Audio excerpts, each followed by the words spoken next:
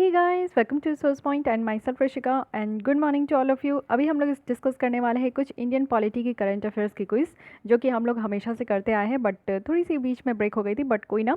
अब हम लोग स्टार्ट करेंगे और न्यूज़ सीरीज़ के साथ स्टार्ट करेंगे। और ये जो आपको लेसन देखने को मिलेगी, यहाँ पे हम लोग हर दिन 10 क्विज यहाँ पे सॉल्व करने वाले हैं। और ये 10 क्विज आपकी डिफरेंट डिफरेंट टॉपिक की होगी। आज हम लोग इंडियन पॉलिटी सॉल्व करेंगे और उसके बाद आपको साइंस एंड टेक, इन्वायरमेंट, सारी टॉपिक्स की यहाँ पे क्वेश्चंस देखने को मिलेगी, जो कि आपको यूपीएससी प्रीलिम्स और ईपीएफओ जो यूपीएससी की इस बार अक्टूबर में होने वाली है, उसके लिए काफ़ी ज़्यादा हेल्पफुल होगी ये लेसन। ओके, तो चलिए स्टार्ट करते हैं। और स्टार्ट करने से पहले 10 क्वेश्चंस आप लोग जो है मेरे साथ सॉल्व कीजिएगा, लेकिन मेरे आंसर बताने से पहले आप लोग अपने आंसर को ज़रूर टिक मार्क कीजिएगा और लास्ट में कमेंट बॉक्स में मेरे साथ शेयर कीजिएगा कि आपको कितने मार्क्स आए। ओके, तो जो भी बच्चे ईपीएफओ की तैयारी कर रहे हैं, तो वो उनकी भी स्टैंडर्ड यहाँ पे मेंटेन हो जाएगी, उनका भी एक अच्छा खासा प्रैक्टिस हो जाएगा। ओके, तो चलिए स्टार्ट करते हैं हम लोग अपनी आज की क्विज। तो ये रही हमारी फर्स्ट क्वेश्चन, पॉलिटी की है। टोटल 10 क्वेश्चन आपको देखने को मिलेगा।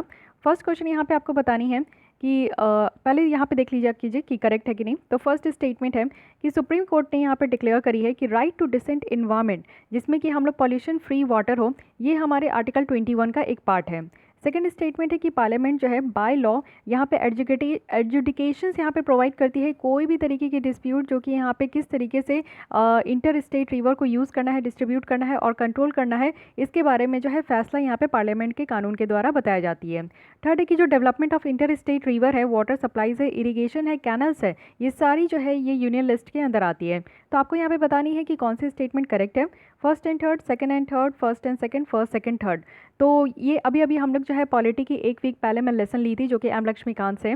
तो उसमें हम लोग इंटर स्टेट वाटर डिस्प्यूट ही पढ़ रहे थे और उसी से आपको ये क्वेश्चंस देखने को मिलेगी। अगर वो लेसन आप लोग अच्छे से देखे होंगे तो ज़रूर यहाँ पे आंसर कर पाएंगे। अगर नहीं देखे हो तो आई बटन पे क्लिक करके ज़रूर देख लीजिएगा। तो यहाँ पे आइए डिस्कस करते हैं। फर्स्ट स्टेटमेंट बिल्कुल करेक्ट है। जैसा कि आप लोग को पता है कि आर्टिकल 21 जो कि राइट टू लाइफ को यहाँ पे इंडिकेट करती है, इसी के अंदर ये भी लिखा गया है कि जो राइट है डिसेंट इन्वायरमेंट का, यानी कि हम लोग का जो राइट टू लाइफ है, उसमें हम लोग को क्या चाहिए, एक अच्छा खासा इन्वायरमेंट तो चाहिए। इन्वायरमेंट से ही हम लोग क्लोजली लिंक्ड है। अगर इन्वायरमेंट अच्छी होगी तो हम लोग भी अच्छे तरीके से जी पाएंगे। इन्वायरमेंट गंदी है तो हमें भी बहुत तरीके की बीमारी हो सकती है। तो एक डिसेंट इन्वायरमेंट हो जिसमें कि पॉल्यूशन फ्री वाटर हो। तो फर्स्ट स्टेटमेंट एब्सोल्युटली करेक्ट है, कोई भी इसमें आपका डाउट नहीं है। सेकंड स्टेट में आते हैं कि जो पार्लियामेंट है उसी के द्वारा यहाँ पे फैसला लिया जाता है कि कोई भी डिस्प्यूट आपका इंटर स्टेट रिवर या फिर रिवर वैली का किस तरीके से इस्तेमाल करना है, किस तरीके से डिस्ट्रीब्यूट करना है और वाटर को कंट्रोल कौन करेगी, ये सारी जो है पार्लियामेंट के द्वारा बनाए गए कानून के द्वारा होता है। सेकंड स्टेटमेंट भी यहाँ पे एब्सोल्युटली करेक्ट है। बट थर्ड स्टेटमेंट आप लोग देखो कि यहाँ पे इरिगेशन, कैनल, वाटर सप्लाई और इंटर स्टेट रिवर ये यूनियन लिस्ट में क्यों आएगी, ये आप लोग मुझे बताइए। ये तो आपकी स्टेट लिस्ट में आनी चाहिए या कंकरेंट लिस्ट में। अगर आप लोग को डाउट है तो आप लोग इस तरीके से सोच सकते हो कि इरिगेशन, एग्रीकल्चर हमारी स्टेट लिस्ट में आती है, इरिगेशन हमारी स्टेट लिस्ट में आती है। अगर आप लोग को कैनल या फिर इंटर स्टेट रिवर या फिर वाटर सप्लाई नहीं भी पता होगा तो इससे आप लोग जो है अंदाज़ा लगा सकते हो। तो यहाँ पे थर्ड स्टेटमेंट हमारी इनकरेक्ट हो गई। जैसे ही आप लोग थर्ड स्टेटमेंट को इनकरेक्ट करोगे, आपकी यहाँ पे आंसर निकल आएगी, जो कि यहाँ पे हमारी ऑप्शन सी यहाँ पे करेक्ट है। अब आइए डिटेल देख लेते हैं। जो यहाँ पे water supply, irrigation, canals, drainage, embankment, storage, ये सारी चीज़ें हमारी स्टेट लिस्ट में आती है।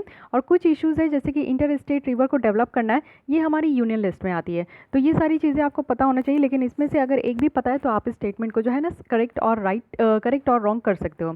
तो आइए अब नेक्स्ट क्वेश्चन की तरफ बढ़ते हैं। सेकंड क्वेश्चन है हमारी, वो है एंग्लो इंडियन के ऊपर। तो पीटी 365 जो हम लोग देख रहे थे पॉलिटी की, विजन आईएएस की, तो उसमें हम लोग एंग्लो इंडियन की स्टार्टिंग में ही फर्स्ट पेज में ही इसके बारे में डिस्कस किए थे। तो आइए देख लेते हैं, कुछ रिवीजन हो जाएगी आपकी। और पीटी 365 की सारी पहले की लेसन जो है आप लोग को टेलीग्राम में मेरी मिल जाएगी। प्लीज़ रिसोर्स पॉइंट के नाम से वो चैनल है, उसको आप लोग ज़रूर ज्वाइन कर लीजिए। और ये जो क्वेश्चन आंसर आपकी चल रही है ये इनसाइट से चल रही है, क्योंकि उसकी भी लेसन चलती थी, लेकिन अभी क्या है कि सारे जितने भी बड़े बड़े इंस्टीट्यूट है तो वो जो है कॉपीराइट स्ट्राइक दे रहे हैं, इसलिए मुझे पीपीटी के फॉर्म में इसे भी बनाना पड़ रहा है। बट कोई ना, आप लोग प्रैक्टिस कीजिए, प्रैक्टिस जरूरी है, किसी भी फॉर्मेट में मिले ये मैटर नहीं करना चाहिए। एंग्लो इंडियन में आप लोग को करेक्ट बतानी है। फर्स्ट है कि जो टर्म है एंग्लो इंडियन, ये फर्स्ट हम लोग को देखने को मिला था इंडियन इंडिपेंडेंस एक्ट 1947 की। सेकंड है कि according to the All India Anglo Indian Association, West Bengal में यहाँ पे highest number of Anglo Indians देखने को मिलते हैं। थर्ड है कि पार्लियामेंट जो है वो कॉन्स्टिट्यूशन बिल यहाँ पे पास करी है, वो भी 126th अमेंडमेंट है, जिसमें कि कोई भी प्रोविजन यहाँ पे एंग्लो इंडियंस जो लोकसभा के हैं उनके नॉमिनेशंस के लिए नहीं देखने को मिला। तो आपको यहाँ पे करेक्ट बताने की करेक्ट कौन सी है, first and second, second and third, first and third, third only. तो यहाँ पे फर्स्ट स्टेटमेंट अगर हम लोग देखें तो जो एंग्लो इंडियन टर्म है, क्या ये आपको पहली बार इस एक्ट के थ्रू मिला? तो थोड़ा सा अंदाज़ा लगाइएगा, क्योंकि इसको आप लोग को पॉलिटी की बुक में भी पढ़ते हो, राजी वहीर की हिस्ट्री, मॉडर्न हिस्ट्री की भी बुक में पढ़ते हो। तो ये स्टेटमेंट बिल्कुल इनकरेक्ट है। तो ए और सी तो हमारी एलिमिनेट हो गई। अब यहाँ पे बात की जा रही है कि एंग्लो इंडियन सबसे ज़्यादा वेस्ट बंगाल में, तो ऐसा बिल्कुल भी नहीं है। अगर आप लोग को चार्ट पता होगा तो ठीक है, नहीं पता होगा तो आप लोग यहाँ पे बी और डी स्टेटमेंट में आप लोग कंफ्यूज हो सकते हो। अब इससे ये तो पता चल रहा है कि थर्ड बिल्कुल करेक्ट है, लेकिन आप लोग यहाँ पे फंस सकते हो क्योंकि ये एक ट्रिकी सी स्टेटमेंट है और ये आपको एक्जैक्ट जो है पता होना चाहिए कि वेस्ट बंगाल में हाईएस्ट है कि नहीं। लेकिन फिर भी यहाँ पे करेक्ट आंसर हमारी बी है, और सॉरी यहाँ पे करेक्ट आंसर हमारी डी है, क्योंकि सेकंड स्टेटमेंट यहाँ पे इनकरेक्ट है। ओके, आइए डिटेल देख लेते हैं। सबसे पहले पार्लियामेंट ने अभी पास करी है, वो भी है कॉन्स्टिट्यूशनल बिल 126 अमेंडमेंट है, जिसमें कि रिजर्वेशन एक्सटेंड किया गया है शेड्यूल कास्ट शेड्यूल ट्राइब के लिए। बट यहाँ पे कोई भी प्रोविजन नहीं रखा गया है कि एंग्लो इंडियंस के जो नॉमिनेशन होती है लोकसभा या फिर स्टेट असेंबली में। जो टर्म है एंग्लो इंडियन फर्स्ट कब आपको देखने को मिला? गवर्नमेंट ऑफ इंडियन एक्ट 1935 में। और प्रेजेंट कंटेक्स्ट में अगर हम लोग देखें तो हमारे कॉन्स्टिट्यूशन ऑफ इंडिया के आर्टिकल 366 के 2 में आपको देखने को मिलेगा। ठीक है, अब यहाँ पे आगे बढ़ते हैं और एक बार ये चार्ट देख लीजिए आप लोग, जिससे कि आप लोग ये समझ में आए कि स्टेट वाइज कहाँ कहाँ सबसे ज़्यादा है। तो सबसे ज़्यादा जो एंग्लो इंडियंस है ये केरल में है, उसके बाद आपको आंध्र प्रदेश में देखने को मिलेगा, नहीं सॉरी, उसके बाद तमिलनाडु है, फिर आंध्र प्रदेश है, फिर आपकी महाराष्ट्र है। वेस्ट बंगाल में आप देख सकते हो मात्र यहाँ पे सिर्फ 9 है, तो इसके बारे में भी आप लोग को ध्यान रखना है। ठीक है, थोड़ा बहुत, या फिर फर्स्ट 3 आप लोग देख लीजिए, या फिर से जिस स्टेट से आप लोग बिलोंग करते हैं एटलीस्ट उस स्टेट की आप लोग को पता होना चाहिए। अब आते हैं थर्ड नंबर क्वेश्चन, यहाँ पे प्रोटेम स्पीकर के बारे में। तो लोकसभा में स्पीकर होते हैं और एक आपको प्रोटेम स्पीकर की भी पोस्ट देखने को मिलेगी, तो इसके बारे में क्वेश्चंस पूछा जा रहा है। करेक्ट आपको बतानी है। फर्स्ट है कि जो आर्टिकल 181 है कॉन्स्टिट्यूशन की, वो यहाँ पे गवर्नर को पावर देती है कि प्रोटेम स्पीकर को वो अपॉइंट करे। सेकंड है कि जो यहाँ पे स्पीकर प्रोटेम है, इनकी जो पावर है ना वो एक्सटेंसिव नहीं है यहाँ पे इलेक्टेड स्पीकर के पावर के साथ। तो आपको यहाँ पे बताना है कि करेक्ट कौन सी है, first only, second only, both, या फिर नीदर। यहाँ पे अगर आप लोग को आर्टिकल पता होगा तो ही आप लोग इस आंसर को करेक्ट, इस स्टेटमेंट को करेक्ट कर सकते हो। तो ये स्टेटमेंट बिल्कुल करेक्ट है। आर्टिकल 181 है जो कि यहाँ पे गवर्नर को पावर देती है कि वो यहाँ पे प्रोटेम स्पीकर को अपॉइंट करे।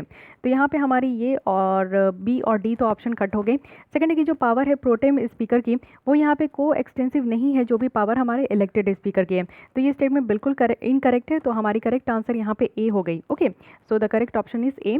अब आइए डिटेल देख लेते हैं।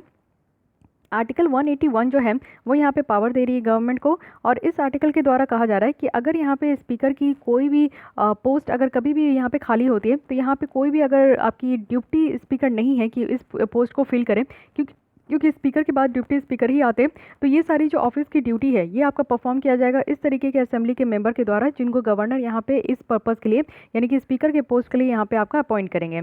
जो पावर है प्रोटेम स्पीकर का ये बहुत ही ज़्यादा बड़ी है।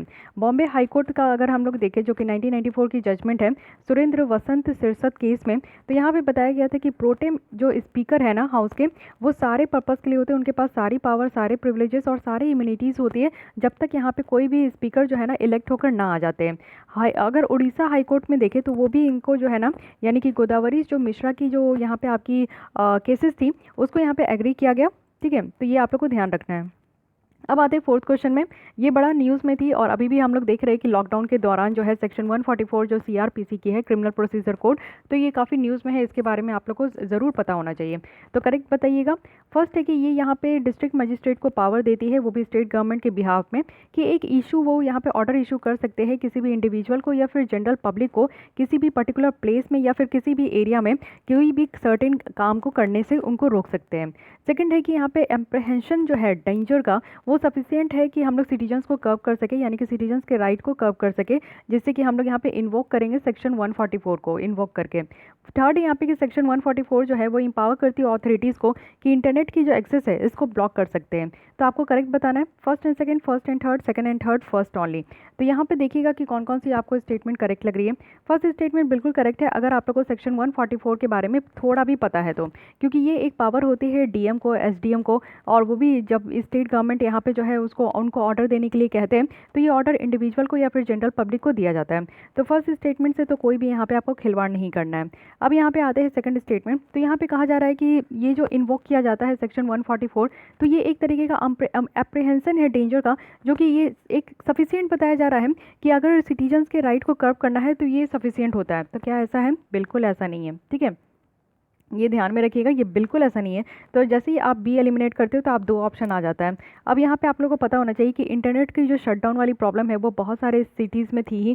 साथ ही आप लोग देखते हो कि जम्मू एंड कश्मीर में भी इंटरनेट जो शटडाउन किया गया था उसकी भी बहुत लंबी जो है एक मीन्स जब हम लोग 370 हटाए थे तो उसके बाद भी जम्मू एंड कश्मीर में जो आपका इंटरनेट शटडाउन हुआ था उसमें भी बहुत ज़्यादा जो है लंबी एक डिबेट एंड डिस्कशन हो गई थी। तो ये पता होना चाहिए कि इस तरीके का काम जो हो सकता है ये इस सेक्शन 144 के तहत हो सकता है कि नहीं। तो ऑब्वियस है कि यहाँ से हो सकती है। सो हमारी बी ऑप्शन बिल्कुल करेक्ट हो गई क्योंकि फर्स्ट एंड थर्ड स्टेटमेंट यहाँ पे करेक्ट है। ओके, अब यहाँ पे आइए हम लोग आंसर देख लेते हैं कुछ। सेक्शन 144 में क्या है? तो यही चीज़ है कि डीएम को, एसडीएम को और कोई भी एग्जीक्यूटिव मजिस्ट्रेट को जो है यहाँ पे पावर है कि वो इस तरीके की इशू कर सकती है ऑर्डर। और ये ऑर्डर जो है ना ये आपका किसी भी पर्टिकुलर इंडिविजुअल या फिर जनरल पब्लिक के अगेंस्ट में होता है। और सुप्रीम कोर्ट के द्वारा ऐसा कहा गया है कि जो एप्रीहेंशन ऑफ डेंजर है ये सफिशिएंट ग्राउंड नहीं है कि हम लोग सिटीजन्स के राइट को यहाँ पे कर्व कर सके, वो भी यहाँ पे कैसे? तो सेक्शन 144 को इन्वॉक करके। तो ऐसा नहीं है। अब इसकी इम्प्लीकेशन भी देख लेते हैं थोड़ा बहुत। सेक्शन 144 जो है ना ये रेस्ट्रिक्ट करती है, यानी कि आप कोई भी वेपन को कैरी नहीं कर सकते उस एरिया में, और ये जो है आपका इम्पोज होता है और पीपल को यहाँ पे डिटेन किया जाता है अगर वो, यानी कि एक तरीके का आप देखो कि सेक्शन 144 अप्लाई हो जाता है तो आप जो है कहीं बाहर नहीं निकल सकते हो। जो भी रूल्स बताया गया अगर उसका आप लोग वायलेट करते हो तो आपके ऊपर जो है चार्जेस भी लगती है। और यहाँ पे मिनिमम पनिशमेंट जो है ना वो 3 साल का लगता है।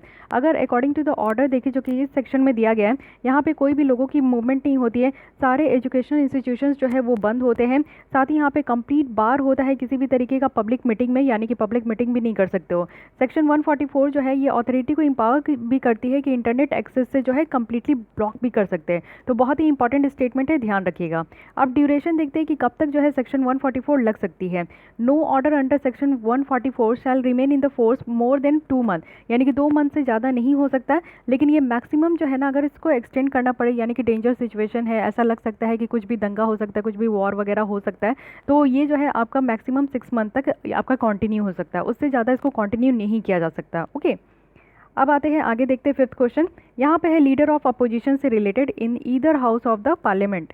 तो फर्स्ट स्टेटमेंट है कि जो पोजीशन है लीडर ऑफ अपोजिशन की वो यहाँ पे रिसीव करती है किससे? तो salary and allowance of leaders of opposition in parliament act 1977। Second है कि जब कोई भी यहाँ पे पार्टी लोकसभा में ये सिक्योर नहीं कर पाती है सीट और वो यहाँ पे अपोजिशन पार्टी नहीं फॉर्म कर पाती है, तो यहाँ पे जो आपका लीडर ऑफ अपोजिशन को डिजिग्नेट नहीं कर पाती है, तो ये मैटर जो है ना फाइनली यहाँ पे डिसाइड किया जाता है प्रेसिडेंट ऑफ इंडिया के द्वारा। तो आपको यहाँ पे बताना है कि करेक्ट कौन सी है, first only, second only, both या फिर नीदर।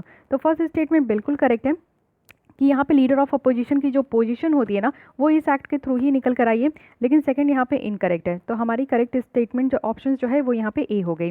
अब आइए थोड़ी सी एक्सप्लेनेशन देख लेते हैं। जो लीडर ऑफ अपोजिशन है वो यहाँ पे पॉलिटिशियन होते हैं जो कि ऑफिशियल अपोजिशन को लीड करते हैं। जैसे कि आप लोग देखते हो कि एक तो हमारे लीडर होते हैं, उसके बाद जो दूसरी अपोजिशन पार्टी होती है जो कि सबसे बड़ी पार्टी होती है अगर अपोजिशन में, तो उनकी लीडर ऑफ अपोजिशन बनाई जाती है। तो लीडर ऑफ अपोजिशन को जो है ना यहाँ पे 55 सीट सिक्योर करना पड़ता है, यानी कि 10% जो सीट है लोकसभा में उसका सिक्योर करना पड़ता है, और 10% सीट यहाँ पे राज्यसभा का, और टोटल सीट राज्यसभा का कितना है तो 25 यहाँ पे सिक्योर करना पड़ता है, तभी कोई लीडर ऑफ अपोजिशन की जो पोस्ट है वो फॉर्म हो सकती है। तो लीडर ऑफ अपोजिशन से ऑलरेडी 2018 में भी क्वेश्चंस पूछी गई है, तो आप लोग अब तक समझ सकते हो कि बहुत ही बड़ी ये आपकी एक टॉपिक रह चुकी है। साथ ही यहाँ पे तो पता चल गया आप लोगों को कि लीडर ऑफ अपोजिशन जो है वो इस एक्ट के थ्रू यहाँ पे बनाया गया है। साथ ही आप लोग यहाँ पे देखो तो यहाँ पे है कि एज़ पर द सैलरी, इस एक्ट के दौरान कि जो आपका सैलरी और allowance of leader of opposition है, इसमें क्या है ना कि आपका यहाँ पे अगर मेजोरिटी में नहीं है तो इसको फाइनली डिसाइड किया जाता है हेड ऑफ द हाउस के द्वारा, यानी कि स्पीकर जो लोकसभा में होते हैं और जो चेयरमैन जो राज्यसभा में होते हैं उनके द्वारा डिसाइड किया जाता है कि यहाँ पे जो है कौन मेजोरिटी पार्टी है और उनका लीडर ऑफ अपोजिशन कौन बनेंगे। तो ये ध्यान रखना, इसमें प्रेसिडेंट का कोई भी हाथ नहीं है। अब आते हैं 6 नंबर क्वेश्चन में, ये है हिंदू मैरिज एक्ट 1955 से रिलेटेड। यहाँ पे आपको करेक्ट बतानी है। फर्स्ट है कि हिंदू मैरिज एक्ट 1955 जो है यहाँ पे रखा गया है कि लॉ फॉर डाइवोर्स है और वो भी सिर्फ यहाँ पे हिंदूज़ के लिए। सेकंड है कि हिंदू मैरिज एक्ट 1955 जो है इसमें आपका इर्रिटेबल जो ब्रेकडाउन ऑफ मैरिज है वो यहाँ पे आपका नहीं रखा गया as a ground for divorce. Third है कि सुप्रीम कोर्ट और हाई कोर्ट जो है वो यहाँ पे एक्स्ट्रा ऑर्डिनरी पावर को यूज़ कर सकती है आर्टिकल 142 के तहत हमारे कॉन्स्टिट्यूशन में, जिसके थ्रू यहाँ पे डाइवोर्स ग्रांट किया जा सकता है, वो भी किस केस में, तो इर्रिट्रेबल, आपका जो इर्रिट्रेबल ब्रेकडाउन ऑफ मैरिज के केस में। तो आपको यहाँ पे बताना है कि करेक्ट कौन सी है, second only, first and second, second and third, first second third. तो यहाँ पे अगर हम लोग फर्स्ट स्टेटमेंट देखें तो ऐसा है कि ये सिर्फ आपके हिंदूज़ के लिए ही है, तो ये तो स्टेटमेंट पहले ही इनकरेक्ट होगी, आप लोग इसको एलिमिनेट कीजिए। इससे पता चल रहा है कि सेकंड स्टेटमेंट हमारी करेक्ट है। थर्ड स्टेटमेंट का आपका पता होना चाहिए, लेकिन आप लोग देख सकते हो कि इतनी बड़ी एक्ट है ये हिंदू मैरिज एक्ट, और इसमें भी बात किया जा रहा है कि ये जो आपका डाइवोर्स होता है इर्रिट्रेबल ब्रेकडाउन ऑफ मैरिज, यानी कि ये एक केस होता है जिसमें कि जब हस्बैंड और वाइफ जो है ना उनको चांसेस दिया जाता है, जब आप कभी भी डाइवोर्स के लिए अप्लाई करते हैं तो 6 मंथ यहाँ पे चांसेस दिया जाता है कि आप लोग एक साथ रहिए, 3 मंथ्स इनिशियल दिया जाता है कि एक साथ रह के देखिए, अगर नहीं रह पा रहे और फाइनली यहाँ पे आपका डिसीजन है कि नहीं आप लोग दोनों एक साथ नहीं रहना चाहते हो और इस मैरिज को फाइनली डिसॉल्व करना चाहते हो, तो इसको कहते हैं कि इर्रिट्रेबल ब्रेकडाउन ऑफ मैरिज। तो यहाँ पे आपको हाई कोर्ट को इस तरीके का ऑर्डर नहीं है, इस तरीके का ऑर्डर सिर्फ सुप्रीम कोर्ट के पास है कि वो अपनी एक्स्ट्रा ऑर्डिनरी पावर को वो इस्तेमाल कर सकते हैं। तो थर्ड यहाँ पे हमारी इनकरेक्ट हो गई। तो करेक्ट आंसर यहाँ पे हमारी सिर्फ सेकंड स्टेटमेंट है जो कि हो गई फर्स्ट ऑप्शन। तो A option is the correct option. Okay, तो ये ध्यान रखना, ये सुप्रीम कोर्ट के पास है, और हिंदू लॉ जो है ना वो यहाँ पे इस तरीके की नहीं रखी है, यानी कि ऐसा नहीं है कि ये आपका जो है आप लोग एक दूसरे के साथ नहीं रह सकते, तो ये एक आपका नहीं टर्म होना चाहिए कि ये एक ग्राउंड है डाइवोर्स का। आपके पास एक लीगल एक होता है ना कि एक आपको पता एक अच्छा खासा जो है ना सबूत होना चाहिए, एक अच्छा खासा आप लोग के पास एक ठोस रीज़न होना चाहिए जिसके कारण जो है ये डाइवोर्स हो सके। तो ये एक बात यहाँ पे कही गई है। साथ ही साथ अगर ग्राउंड देखें कि किस किस ग्राउंड में यहाँ पे डाइवोर्स हो सकता है हिंदू लॉ के अंदर, तो हिंदू लॉ में ऐसा नहीं है कि सिर्फ हिंदूज़ का यहाँ पे डाइवोर्स होता है, बुद्धिस्ट, जैन, सिख, ये सबकी डाइवोर्स हो सकती है। साथ ही इनके साथ साथ सेक्शन 13B है जो कि डाइवोर्स बाय म्यूचुअल कंसेंट, यानी कि दोनों लोग के कंसेंट के द्वारा भी इस तरीके का प्रोविजन है। सेक्शन 27 है इसकी स्पेशल मैरिज एक्ट की, जो कि ग्रांट करती है डाइवोर्स को, वो भी केस में जिसमें कि मैरिज सोलेमनाइज्ड हो जाती है एक्ट के अंदर।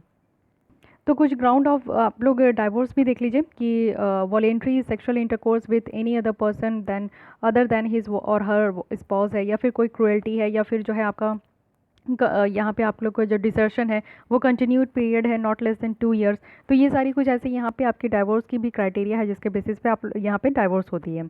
अब आगे देखें तो यहाँ पे हमारी 7th क्वेश्चन नंबर है। सबसे पहले आपको यहाँ पे क्वेश्चन है कि according to constitution of India state जो है वो यहाँ पे सपोज की गई है कि जो भी इश्यूज रिलेटेड एग्रीकल्चर से उसको एड्रेस करेगी। सेकंड है कि पीएम आशा जो है इसका मेन एम है कि यहाँ पे इंश्योर कराना रेन्यूमरेटिव प्राइस वो भी फार्मर को जो कि वो प्रोड्यूस करते हैं। थर्ड है कि महाराष्ट्र यहाँ पे रन करी है जलयुक्त सिवर मिशन जिससे कि वो ड्रॉट फ्री स्टेट बना सके। So which one is the correct option, first and second, first and third, second and third, first second third.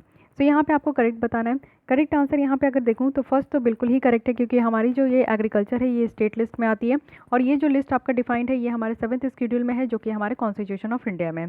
So first statement is absolutely correct. Second is also correct, क्योंकि हम लोग यहाँ पे government schemes की जो PT 365 की lesson चलती है उसमें मैंने आपको बताई थी कि यहाँ पे रिन्यूमरेटिव प्राइस, यानी कि फार्मर्स जितनी इनपुट दे रहे हैं यहाँ पे क्रॉप को प्रोडक्शन के लिए, उसी के लिए जो है उनको एक फेयर आउटपुट यहाँ पे उसका फेयर प्राइस उनको मिलना चाहिए। तो second statement is also absolutely incorrect. And third is that Maharashtra में आप लोगों को पता है कि बहुत ज़्यादा लंबे समय तक ड्रॉट चलता है और पानी की बहुत ज़्यादा स्कार्सिटी भी देखने को मिली है, तो इनके द्वारा जल युक्त शिवर मिशन चलाया जा रहा है जिसके थ्रू ड्रॉट फ्री स्टेट वो बनाना चाह रहे हैं। तो all of the statements are correct, so the correct option is D. Okay, so ये तीनों करेक्ट है। अब आते 8 क्वेश्चन नंबर में, ये है स्पीकर ऑफ लोकसभा के बारे में। फर्स्ट है कि जो स्पीकर ऑफ लोकसभा है वो यहाँ पे ऑफिस तुरंत जस्ट इमीडिएट छोड़ देते हैं जैसे ही असेंबली डिसॉल्व हो जाती है। सेकंड है कि बिजनेस एडवाइजरी कमेटी और रूल्स कमेटी जो है वो वर्क करती है directly under the chairmanship of the speaker. Second है कि इन केस ऑफ स्पीकर जो वो डिसाइड करते हैं कि कुछ बिल यहाँ पे मनी बिल है, तो ये जो डिसीजंस है ना इसको हम लोग पार्लियामेंट में चैलेंज नहीं कर सकते। तो इसके लिए करेक्ट बतानी है first and second, first and third, second and third, first second third. तो यहाँ पे आपको करेक्ट बतानी है कि करेक्ट स्टेटमेंट कौन सी है। तो फर्स्ट स्टेटमेंट देखिए कि ऐसा नहीं है कि स्पीकर जो लोकसभा के हैं वो तुरंत ही ऑफिस छोड़ देते हैं, ऐसा नहीं है। जब दूसरी लोकसभा आपकी गठन हो जाती है तो उस समय तक जो है लोगों को, जो लोकसभा के मेंबर है उनका जब तक यहाँ पे आपका ओथ नहीं होता है तब तक वो यहाँ पे अपनी ऑफिस नहीं छोड़ते, सीट नहीं छोड़ते। जब तक न्यू स्पीकर इलेक्ट नहीं होते तब तक पुराने स्पीकर जो है अपना सीट नहीं छोड़ते। तो फर्स्ट स्टेटमेंट यहाँ पे इनकरेक्ट है, जैसे ही आप फर्स्ट स्टेटमेंट को इनकरेक्ट कीजिएगा आपका आंसर ऐसे ही आ जाएगा। लेकिन हाँ, चेयरमैनशिप ऑफ स्पीकर के अंदर यहाँ पे बिजनेस एडवाइजरी एडवाइजरी कमेटी है और रूल्स कमेटी है जो कि इसके अंदर डायरेक्टली काम करती है। और ये भी सही है कि इन केस ऑफ स्पीकर जो कि डिसाइड करती है कि कौन सी यहाँ पे आपकी बिल जो है मनी बिल है कि नहीं, इसको हम लोग पार्लियामेंट में चैलेंज नहीं कर सकते हैं। तो दोनों स्टेटमेंट यहाँ पे बिल्कुल करेक्ट है, ठीक है। अब आते हैं 9th क्वेश्चन नंबर में, ये है अर्बन लोकल बॉडीज़ के बारे में। फर्स्ट स्टेटमेंट है कि 74th कॉन्स्टिट्यूशनल अमेंडमेंट एक्ट जो 1992 की है वो यहाँ पे 22 लोकल लेवल फंक्शंस को यहाँ पे आइडेंटिफाई करी है, जिससे कि म्यूनिसिपैलिटीज़ को हम लोग डेवलप कर सके। जैसे कि यहाँ पे इकोनॉमिक और सोशल डेवलपमेंट के लिए प्लानिंग है, लैंड को कैसे रेगुलेट करना है, बिल्डिंग को कैसे कंस्ट्रक्ट करनी है, अर्बन प्लानिंग और पब्लिक हेल्थ है। अगर सेकंड देखें कि जब से यहाँ पे 74th कॉन्स्टिट्यूशनल अमेंडमेंट एक्ट बनी है, जो अर्बन लोकल बॉडीज़ की जो इलेक्शन है वो हर एक 5 साल में हर स्टेट में होती है। थर्ड है कि एज़ पर द अमेंडेड जो म्यूनिसिपल कॉर्पोरेशन एक्ट 1888 की है, तो मेयर्स जो है वो डायरेक्टली इलेक्ट किए जाते हैं पीपल्स के द्वारा, वो भी सारे स्टेट में। तो आपको यहाँ पे इनकरेक्ट बतानी है कि गलत स्टेटमेंट यहाँ पे कौन सी है। First second third, second and third, first and third, second and third. तो यहाँ पे आप लोग थोड़ा सा ध्यान दीजिएगा, गलत स्टेटमेंट बताइएगा। तो यहाँ पे दिया गया कि हर एक 5 साल में होता है और हर एक स्टेट में होता है, तो ये एब्सोल्युटली इनकरेक्ट है। और यहाँ पे भी आपका मेयर्स जो है वो डायरेक्ट होते हैं हर एक स्टेट में, तो ये भी इनडायरेक्ट है, एकदम इनकरेक्ट है। क्योंकि देखिए इस तरीके की जो स्टेटमेंट है ना, ये बहुत ही ज़्यादा एक्सट्रीम लेवल पर आपको ले जा रही है। और यहाँ पर आपका सारा स्टेट में, आपको कभी लगता है कि सारे स्टेट में कभी भी कुछ भी ऐसा चीज़ें है जो कि एक बार में स्मूथली आपका रन हो जाए? बिल्कुल नहीं। पंचायती में क्या है कि कुछ स्टेट में आपकी 3 टियर है, कुछ स्टेट में आपकी 4 टियर है, इवन कुछ स्टेट में आपको 2 टियर भी देखने को मिलेगी। तो ऐसा कैसे हो गया कि हर एक स्टेट में जो है आपका यहाँ पे मेयर्स को डायरेक्टली आपका डायरेक्टली इलेक्ट किया जाएगा लोगों के द्वारा? तो ये थोड़ी सी इनकरेक्ट देखने को मिलती है। थर्ड, आप जैसे ही इनकरेक्ट आप पकड़ लिए तो आपको सब में थर्ड इनकरेक्ट देखने को मिल रहा है। यहाँ पे फर्स्ट भी हमारे इनकरेक्ट है, so A is the correct option because all of the above statements are incorrect, ठीक है। तो अब हम लोग यहाँ पे डिटेल में देख लेते हैं। कुछ स्टेट में आपको देखने को मिलेगा जो अर्बन लोकल बॉडीज़ की जो इलेक्शन होती है ना, वो हर एक जो है आपका ईयर्स में नहीं होती है। यहाँ पे जो लॉफ्टी गोल है डिसेंट्रलाइजेशन गवर्नेंस की, उसको हराने के लिए होती है। तमिलनाडु इसकी अच्छी खासी एक प्रोमिनेंट एग्जाम्पल है। जो आइडिया है मोर अथॉरिटी देने का थर्ड टियर ऑफ गवर्नेंस का, ये यहाँ पे बहुत ही ज़्यादा सीरियस स्टंटिंग के कारण यहाँ पे सफ़र कर रही है।